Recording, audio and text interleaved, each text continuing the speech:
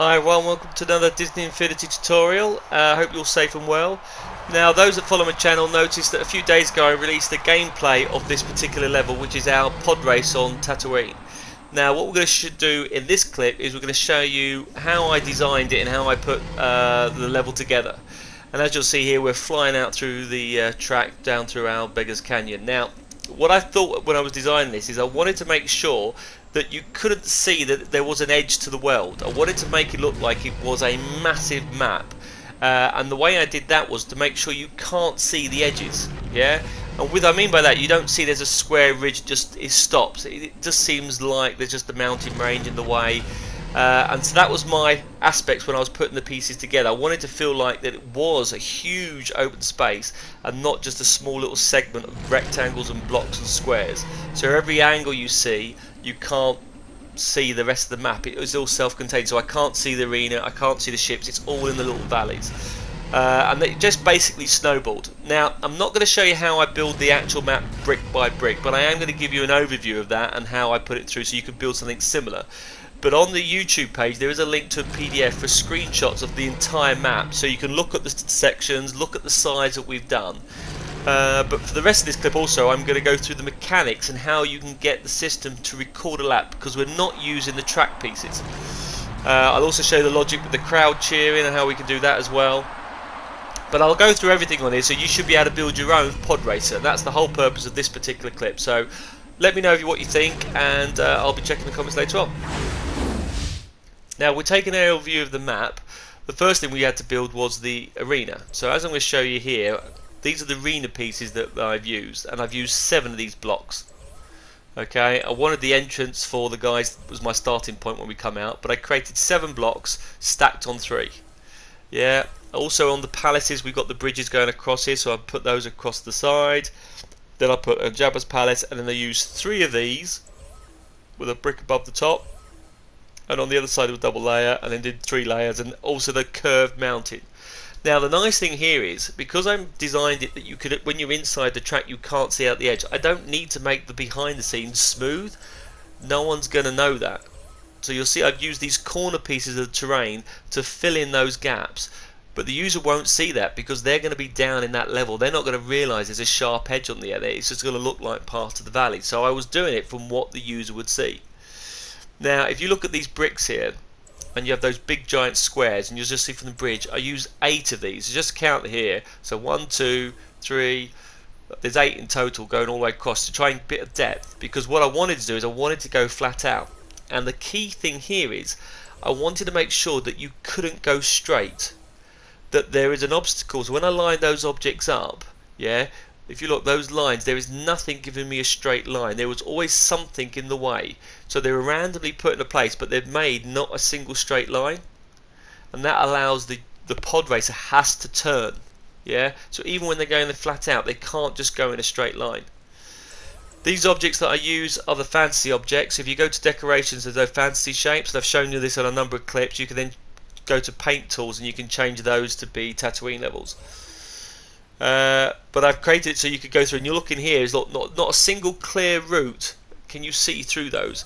And that was my, okay, let's position these. How do I position, where do I stick them through? The user is going to have to, player is going to have to fly and have to turn around. If they go straight, they're just going to bang into them. So that's what I was looking when I was trying to arrange these out. And then space them out so they looked random. And using 2 pieces back to front and twisting the angle, so though they're the same piece, you're seeing them from a different angle, so therefore they look differently in the game. Yeah, so if you're using them more pieces more than once, twist it a slightly different way as you come through. Now you'll see here I've used these big bricks here. They're all terrain sections with the curved item to it, so it curves round. And then I've got the other cycle coming across. And again, you'll see I don't need to make those edges tidy because the user can't see it.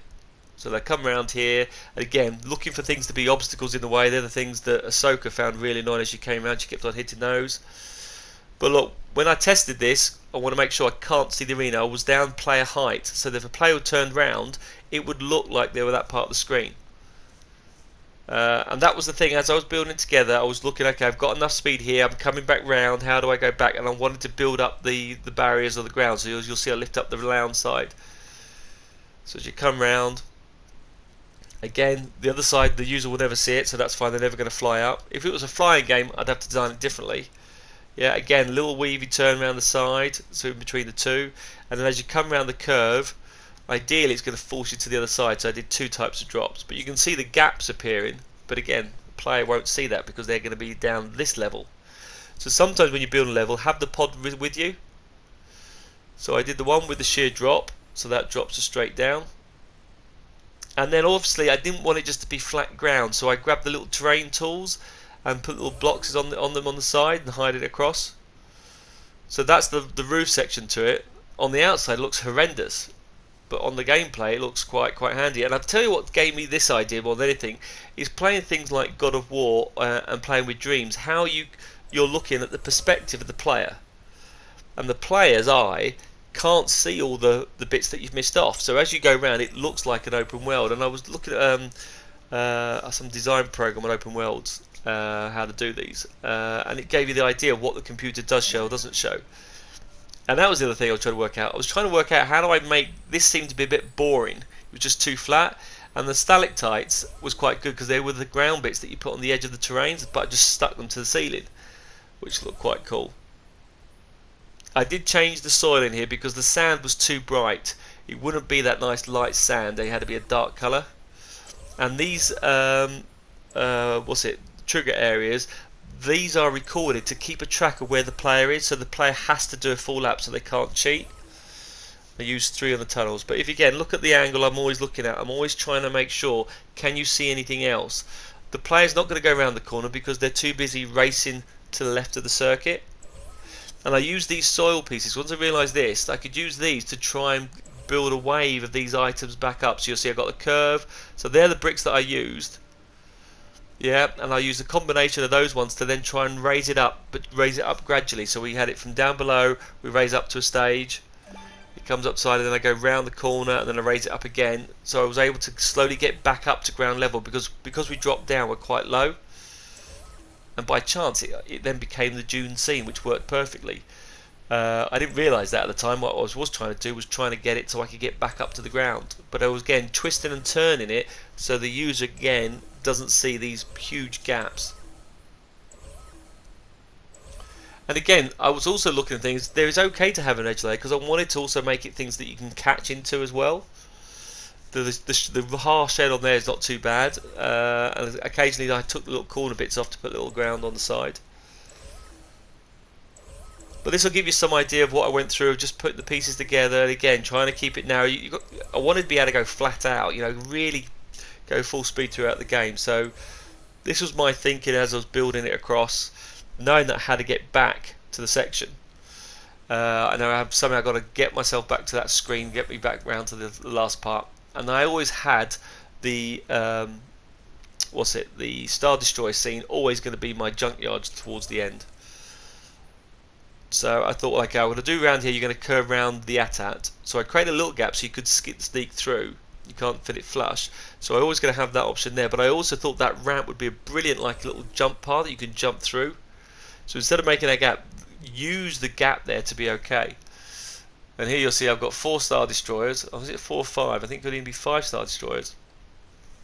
And all I've got those are linked to path tools. So underneath these, you'll see I've got various path tools. And I've put them various angles and I've turned the paths off. Yeah, so the paths are all switched off. And I've then rotated them. Once they've turned off and the path switched off, I've then rotated them and twisted the angle so they look quite reasonable on the screen. And the effect looks quite cool. But I've got. If you look back, one of my really early clips was showing you how I did that. That's before I hadn't know how to use the spark tool. But you'll see here I've rotated them around and tried to get them across. And I try to make sure I positioned the Star Destroyer in some hilly sections. So before you place the Star Destroyers in the ground, you'll notice I put the extra mounds in the middle. So I've got little lumps and stuff, so the sand looks like it's going through the ship. Which a lot of you, once I showed you this, we've got to do a Jakku level. At some point I will do. But I'm still working on the Mandalorian level, and that is coming shortly. So that will be my next clip. The Mandalorian will definitely be my next clip, and then I've got something to do, a variation of the pod race. So I'll show you that later on, because I did ask a couple of suggestions of what should I do for a single player. This is great for a 2-player game, but single player was a bit dull. So I'm going to do like a checkpoint type thing and show you how you could do the same circuit but with the logic with checkpoint. So I will revisit this one a bit later on as well. But this is just me showing you that the Star Destroyers are connected to the path and how I've rotated them to them. So all I was showing you was just connecting them to the path and linking them across. And my last bit I used, which was the cut in the cars thing, that like giant pit, that single piece, that's one of those pre-built scenarios. Now the thing I don't like with the cars thing, it's got that big giant RS in it. It'd be great if it was just the mountain range, but it has RS in it, so I hid that at a certain angle so the user couldn't see it, because I did like the little tunnel that comes within that car pit. So that unit there has got that little tunnel by the side, so I put the ground in through the side on here, and the user will never see the RS as you swing around. So as you swing round, you don't see that horrendous RS because they're too busy flying through back into the arena. Right, that's my map layout. Okay, we're going to go through the logic of how we put this together. Okay.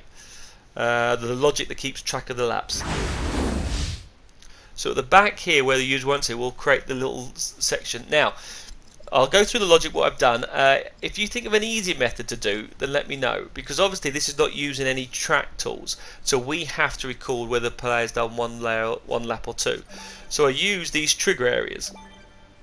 Now if you watched my Ahsoka Returns clip, you'll see I've done a certain game and the logic is a little bit similar, but it's slightly different on here. What I need the player to do is I need the player to go into all four trigger areas. When they've got into all four trigger areas, I know they've done a lap. So I know they can't cheat. Okay, so instead of just going around the circuit and keep going back, I could stop and reverse. What I wanted to do is I wanted to make sure that the player has to drive through all four areas, and once they've gone through all four areas, then the lap is recorded and then the gates are reset so they could do it again. So each trigger area that you've done, and I think you could probably do this with 3 trigger areas, but each trigger area has 4 logic gates, 2 for each player, player 1, player 2. Okay, so we need these particular items on the screen here. So you'll see that this particular setup, and I need 2 logic gates, 1 for player 1 and 1 for player 2 as well, so we need to set that up. So very similar to my Ahsoka Returns clip, what we're going to do here is we're going to do a new connection. When a player enters this, and this is player 1, so when they enter that trigger area, can we input a signal into this logic gate? Okay, so that records that the player's gone in. Okay, new logic connection, on output, can we put the signal through? So we're just going to put the signal straight through in here, and that says great. So what we've done is we've now done that area, new logic connection, on output, can we input players 1 result in here? And this is where we're going to track how many gates they've gone through. But to stop the player then going back through the area again, they could cheat and pretend they go through the same area 4 times. We have to close that gate. So once they've gone through it, we go back and close the gates, and now when the other player goes through, they can't do it. So we now have to do it when player 2 enters the gate, because they could be later. Right? Can we input a signal into here? And again, that will pass through again. So on output, can we input it into the other gate, which goes there. Now what we can do on here is new logic connection, on output, what we're going to do is we're going to record the score in here with this logic gate, so can we input it into here, but at the same time can we close the gate behind, so new logic connection, on output, can we close the gate so then player 2 can't go through it again like before. Okay, and we need to do that for all 4 sections. So we've got to do the same thing for all the 4 stages. So we're going to click that through, and we're going to link it to the same gate. So in this case, I'm just going to show you here, because it doesn't actually take that long. So in player 1, goes into this gate, okay, new logic connection, on output, can put it into here, new logic connection, right, we're going back to player 1. Player 1 goes into this gate, input into this section, and then we must do is close the gate.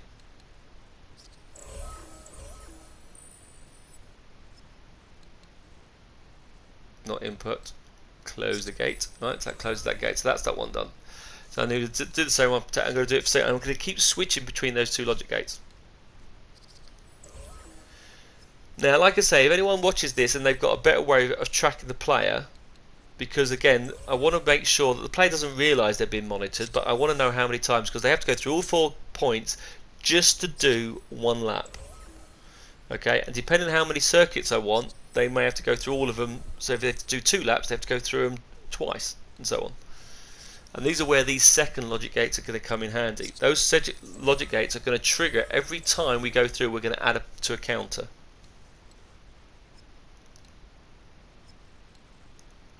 Now I thought it was going to be easier, but I thought that I'll do this clip quite recently after my Mos Eisley one, because it was two different types of races, but it was also to show you different ways of using logic to track it. So one was a timer issue because you had a race around the city of Mos Eisley. This one here is a full-out race, but we're using the terrain, and you can use this.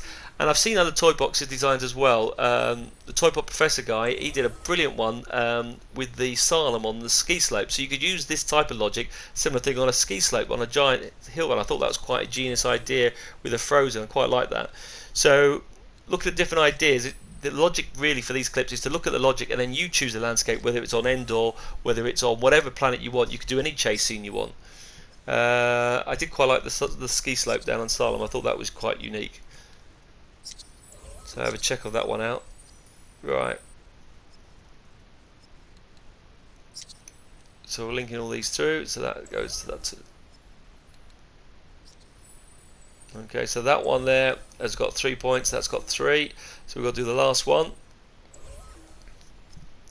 I haven't cut this down actually because I wanted to show you quite quickly. It really is really straightforward how to go through it all. This is all the logic for your screens.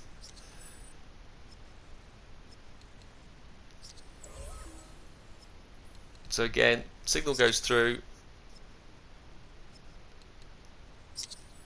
on output. Go to player 1, player 1 gets the score. And those that are new to the channel or haven't followed me before, layout of your gates and your logic within Disney Infinity are essential for you to follow your errors, to follow where you're going. Don't just put them willy-nilly. There is a reason why we put them in order, so we can trace it and understand what we've done.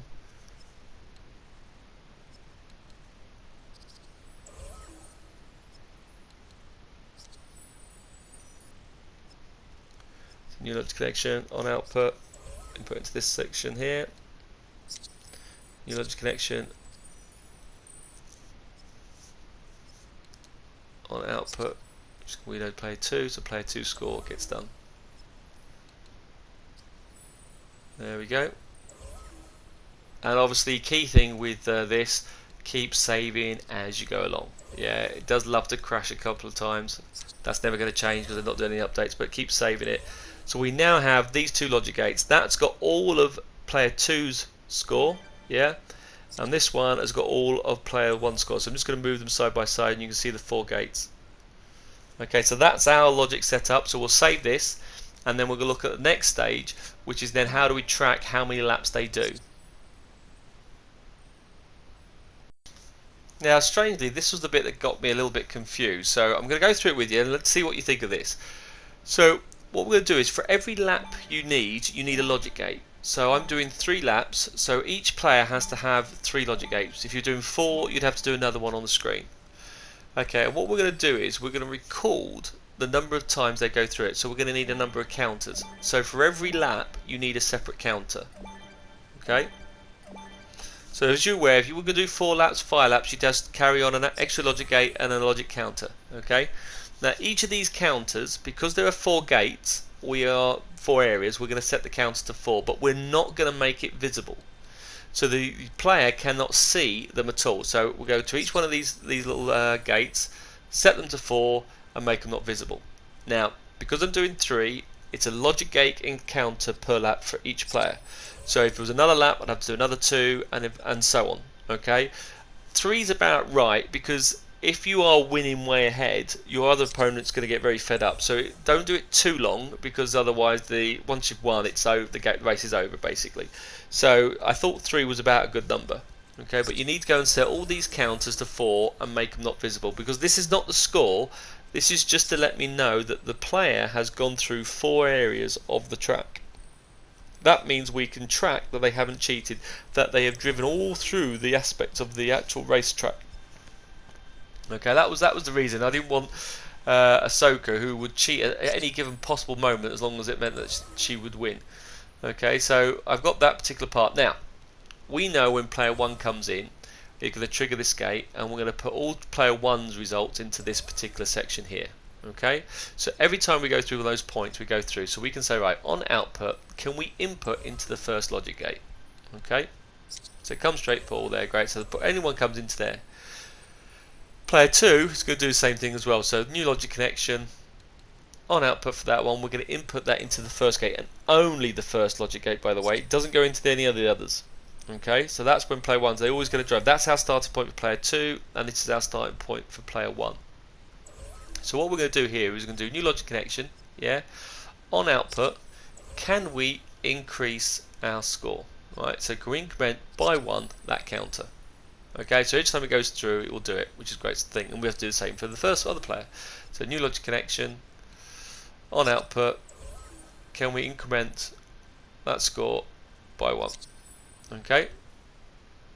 Now, what happens here is when that target is reached, when we know we've actually got our target, so new logic connection, when new logic target is reached, we know they've gone through the whole lap. We're going to close this gate. Okay, so the gate is now closed. So when the player goes round and it hits those other gates, the signal will come back into this pipe, but it'll reach here and the gate's closed, so it can't go through. So what we're going to do is new logic connection. When input blocked, can you input that signal now into the other, so that it will now move onto the second gate? So what we're doing here is new logic connection. On output, can we increase the counter by 1? Okay, so that will go through and do the 4 points on that particular case. Okay, now we need to do the same for the player 2 scenario, does the same thing, but the logic gate goes through, so it will go through the first set, then it'll go through the second set, and so on. So on this game, when target is reached, okay, can we close this gate? Okay, so now when they go through the third lap, it will get blocked twice. So new logic connection, when input blocked, we now are on to our third lap. So can we input into here? Okay, and on output from there, can we increase that counter by 1?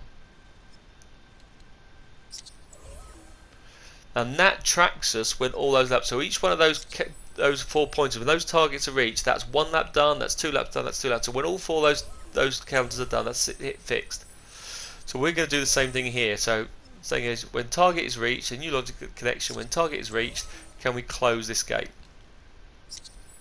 Okay, so then when the next time they go through it, so the input is now blocked, so when input blocked, not output, input blocked, can we now input into that gate?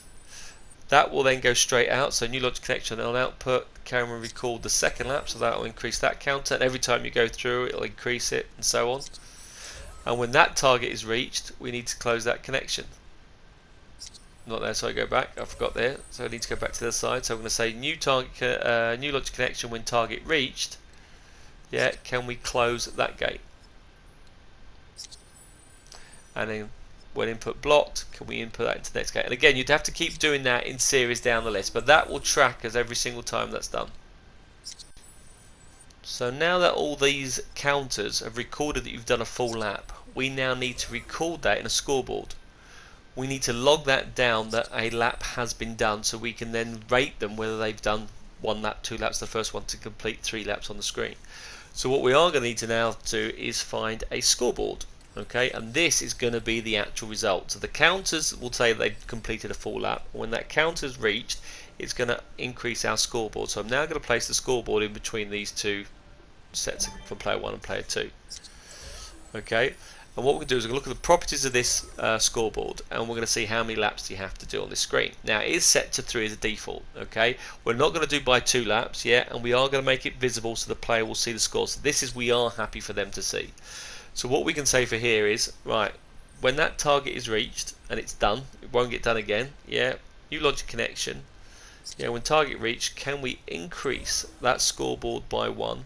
So can we do increment by 1 for player 1, yeah, score, and we have to do that for the other 2 gates. Same thing for player 1, and on the other side we have to do that for player 2.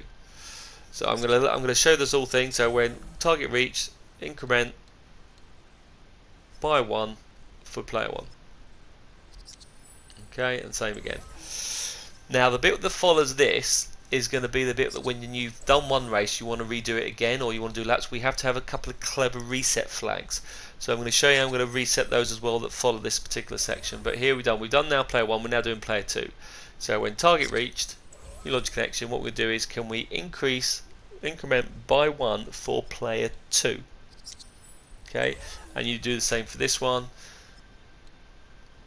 When target reached, increment by 1 for player 2. And I say, if you wanted to do more laps, you'd have to add more gates and counters for each stage. But I think 3 is about a good size if you're doing it with a group of people. It's something quite short. Okay. So we now have our scoreboard. Our scoreboard does there. We now have our score, and we'll add a challenge maker to that, or marker to that, to sort it out. So what we're going to look at now is how do we reset it. And a key thing here is that every time you do a lap, we close those gates.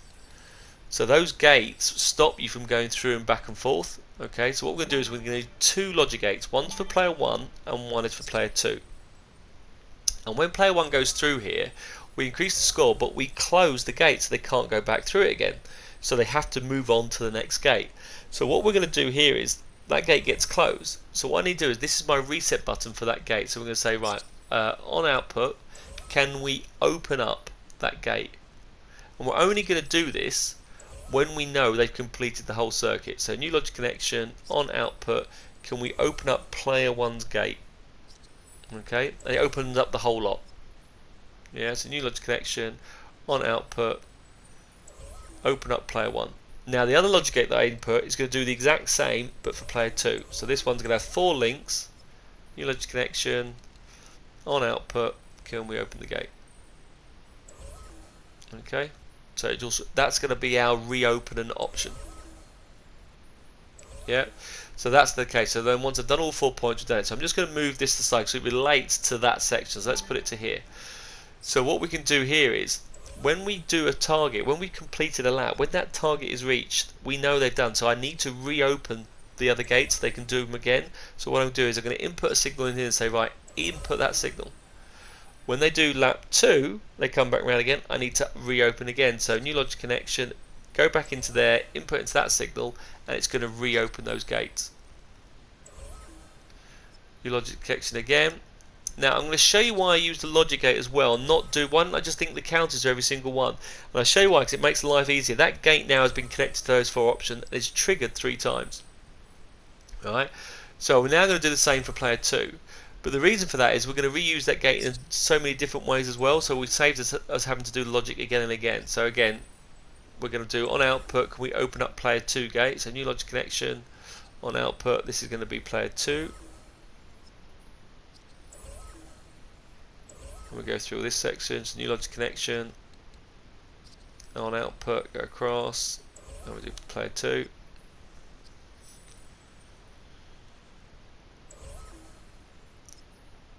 New logic connection, on output again, open it up, and it's only the first one that's going to be closed. Yep. Okay, great stuff. So what we can do now is move this. We'll move this over to the player 2 section. So I'm just going to grab that and move that across. So I'll put that in the same place for player 2. And again, I'm going to link all those targets to that particular gate. So just take that there. So when those targets are reached, can we reset it? So new logic connection, on output, when target reach, can we input into there, which will then open all the gates. New logic connection, when target reach, can we input the gate? Theoretically you don't need to do the last one because the race is over, but you can do it if you want to, so it triggers them all through, and I think I kept it there just in case I wanted to add to it at a later stage. Now the trick in here is, what happens when you want to restart the race? Yeah, okay, you want to do a brand new race. Okay, what happens when we've done that section? So what I need a master logic gate that will reset the whole lot. Okay, because if you stop halfway through, some of the gates might be open and closed, so we need a single logic gate here. And what this logic gate here is, this is going to be the master switch. This one here will reset the entire lot. Okay, so what I'm going to do is, if we start a new game, I'm going to input a signal here. So on output, can we use this signal again, which will reopen all the gates? New logic connection again, on output, can we go to the other one, and can we reopen the gates? The other thing this needs to do, okay, we have to open all the other gates in front of the counters. So all these counters here need to be reopened as well. Yeah, so new logic connection on output. Can we open these? Okay, we don't have to do the last one because that was never closed, so we're okay on that one. So that's good. So new logic connection on output. Can we open these two as well? But that is my reset button. That will open all the gates and reset all the counters and set those all up.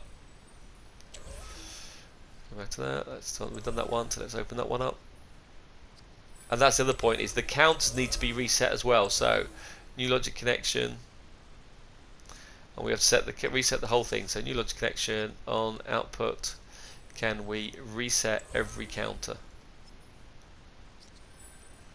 Now I haven't sped through this, by the way. I've shown you this code in all in one section, all in one outing, and it doesn't take that long. Yeah, so as long as you don't get interrupted or do it while watching a TV program, it can be quite quick.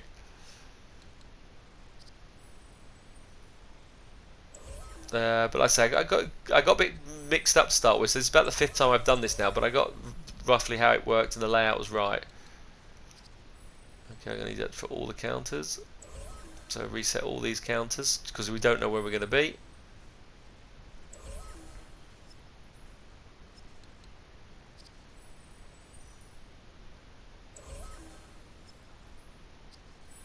Set.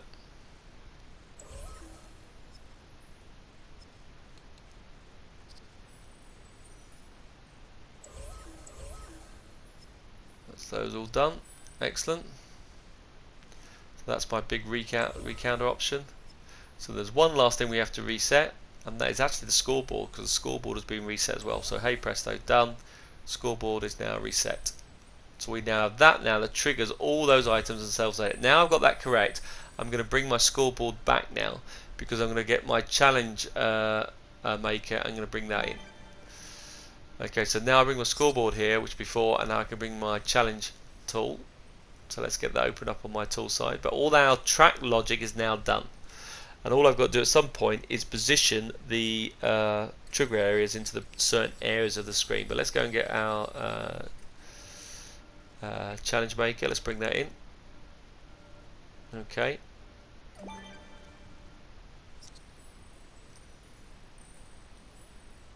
Right, what we're also going to do here is, now one thing I did with this is I wanted the players to be on 2 different vehicles.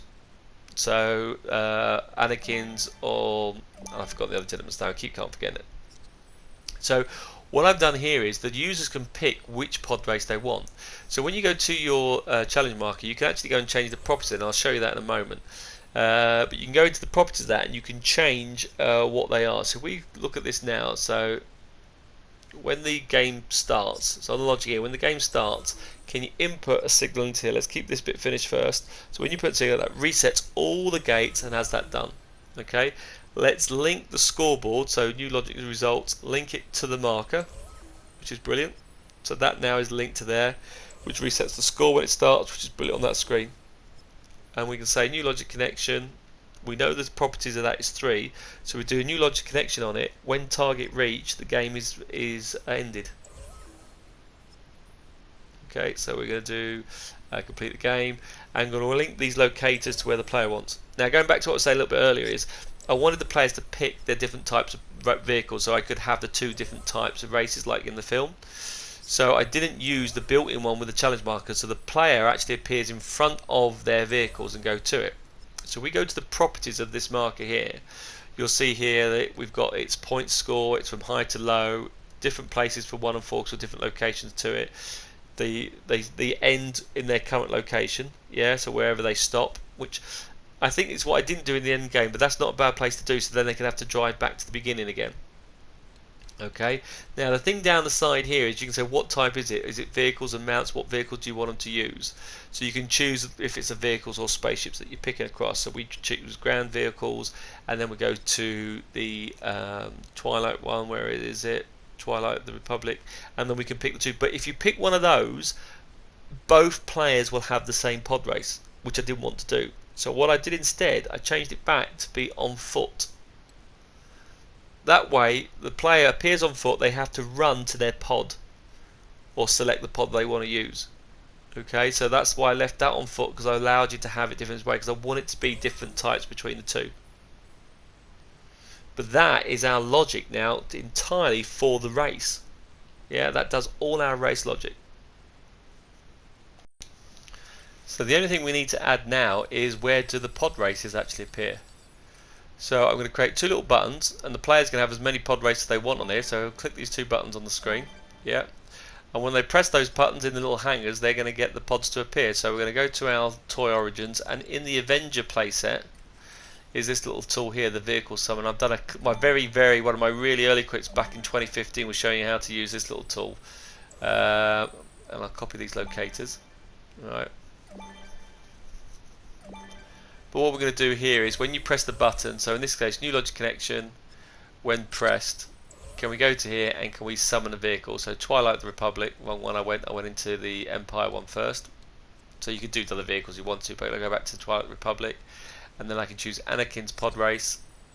And what I can then do is link that locator, so new locator connection, to that. So the vehicle will appear wherever that locator is. So the other one, do it for the other pod one here. So the other pod race. So new logic connection, Twilight Republic, and we'll choose the other one. And in this case here, new logic connection, new locator connection, connect those up. So that is our done. All we've got to do now to make this work is position these correctly throughout the circuit. So let's move these pointers. So I'm going to grab my challenge maker. I'm going to use those points. So let's move those onto the actual track. Okay, so I'm going to grab these. So pick that up and just move it now where I want it to appear. So I create a gap at the side of Jabba the Hutt. Okay. I was going to use a podium race on here, but because the person was going to finish on the circuit, I decided not to use it. So I didn't actually connect them. So this is where player 1 is going to start. So it's player 1 and player 2. So player 1 is going to appear this side of the track. When you do it, so you'll start the challenge on that screen, but the player will then appear here on the side of the screen. Okay, let's get this one on this one. Let's pull this across. This is player 2, so we move these back.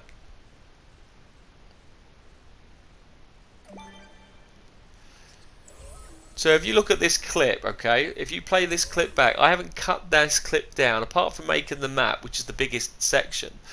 And I've spent 10 minutes showing you how I did that. So actually 20 minutes was all it took for the logic. Now, admittedly, I like to say that's how much it took me, but this is the 5th time I've actually recorded this.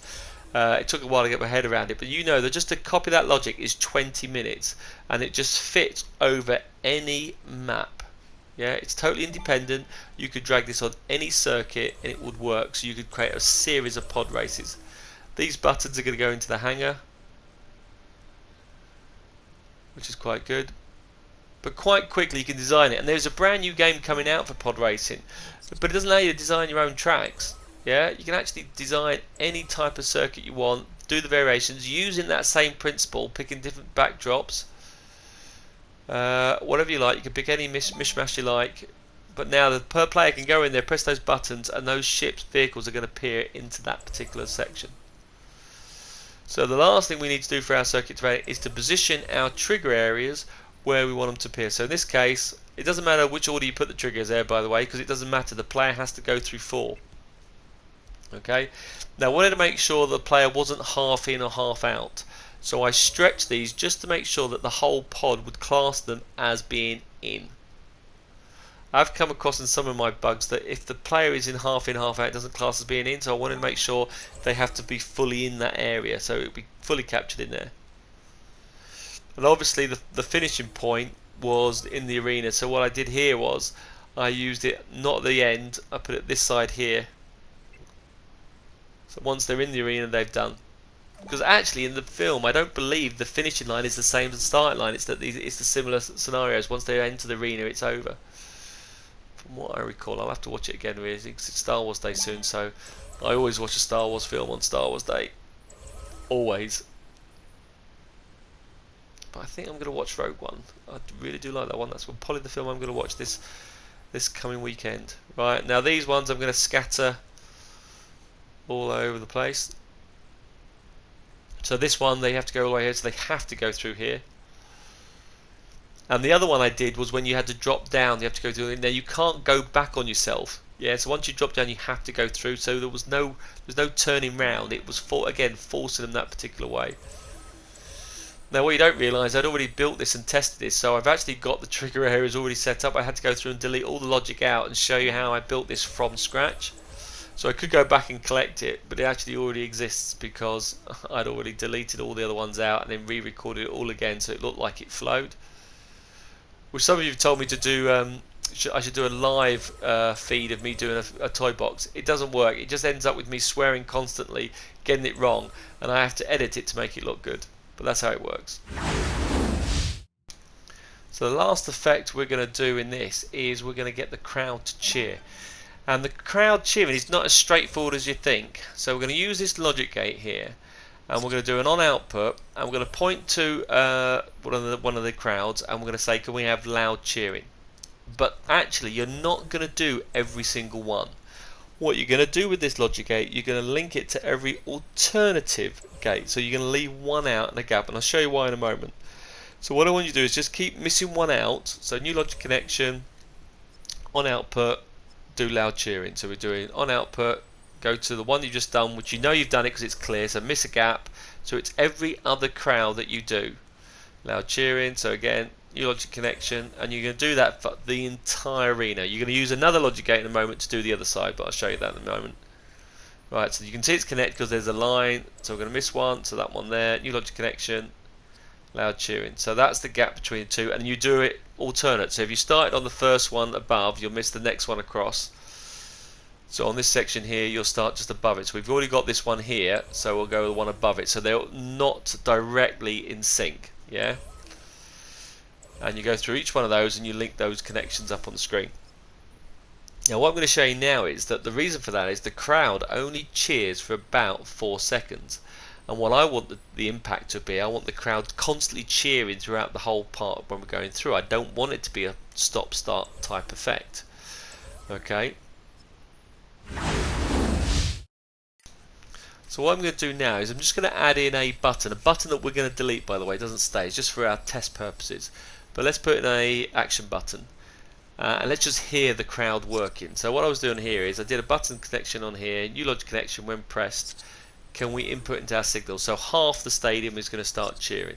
Okay, and I'm just going to get into the action mode and just play it. And when I use my character to press it, you'll see it.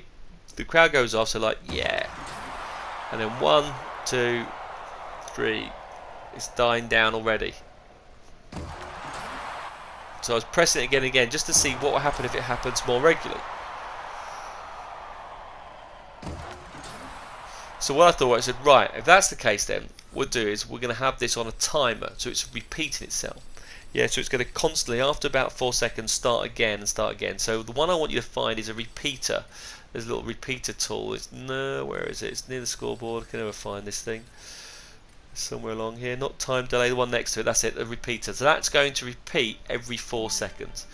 Okay, so I need 2 of those because I need another logic gate to do the other half of the stadium. Okay, I can get rid of that button now. That button can be deleted. That was no longer deleted. That was for our test. So that's going to repeat after 4 seconds, trigger it off. So what I'm going to do now with this logic gate is I'm going to do an output all the boxes I didn't fill, and I know that because there won't be a line. So that one's got a line, it's not that one. So I'm going to connect to this one, and I'm going to do loud cheering. Yeah.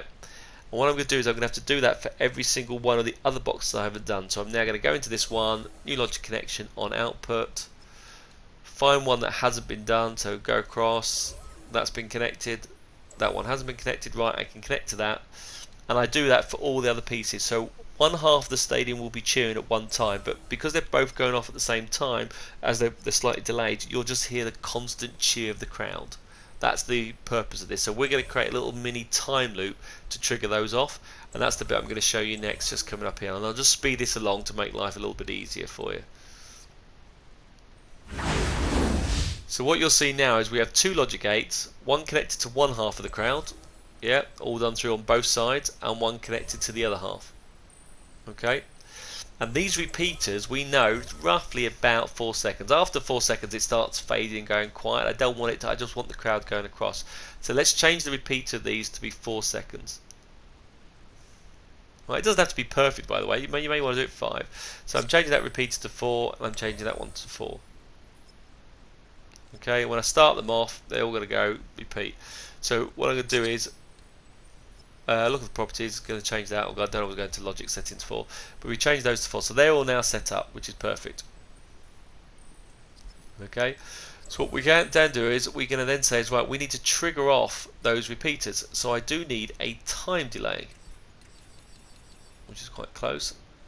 Okay, so this time delay is going to tick them off, but it wants to be they're slightly out of sync, but both run at 4 seconds. I don't want both running at the same time, otherwise they don't work. So I'm going to do properties of this one. Can I do this time delay? It's going to be on 1 second, right? So new logic connection. When delay completed, can I input that one? Can you turn that time delay on? Yeah. New logic connection on that. Yeah. On repeat, so after that time repeats, can you input a signal and start that there? So if you input a signal into that, that will set them off all cheering. Okay, so that's our first one there, and we're looking at after 1 second. So this one, if we go to property on here, on delay completed of this particular one, we're going to set this off. Yeah, so we turn that on. And on repeat of this one, new logic connection, on repeat, can we input into there? But we need to change our time delay properties of this one slightly differently, so I want it to be late. So the other one's 1 second, I should make this 3 seconds. Yeah, or if I did the other one 2, I should make this 4. But I'm going to make a 2 second gap, so it's 2 second gap, and then the 4 seconds should overlap quite easily. Yeah, so I'm going to have that. First one goes off after a second, 2 seconds later, then the other half go off, and they should then be going alternately on the right time. Now all I need now is one more little thing, and that's to trigger the whole thing off. And what I need to do one of those is I need one of those level starters. So if I move my mouse across and choose my catalyst, this little thing here, level starter, that will, when we load up the level, will then set the crowd going. So on level complete, new logic connection, can you start both the lines? So when it catalyzes, when it opens up, start that one, and new logic connection, start that one. And that is it. That is our entire pod race finish. The only thing we need to do now is to move that logic completely out of the way. So I'm just going to grab hold of these items, pick them up and move them so they're hidden out of sight so we can't see them.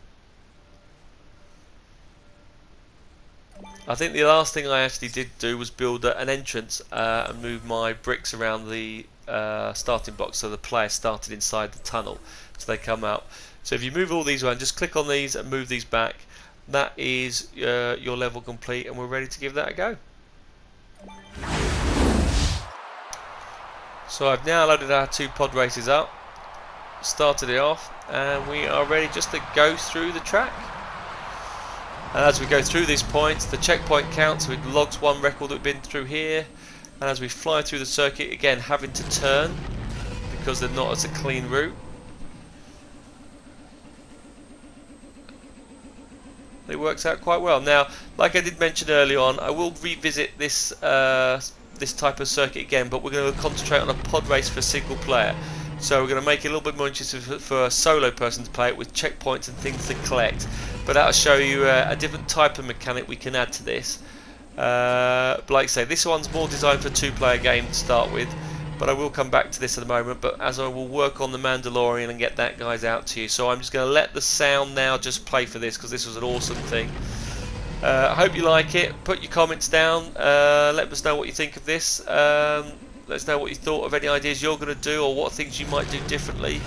I'd love to hear the ideas that you're dealing with and building. So thanks for watching, and we'll get working on another clip and get out to you as soon as we can. Cheers everyone. Stay safe. Bye.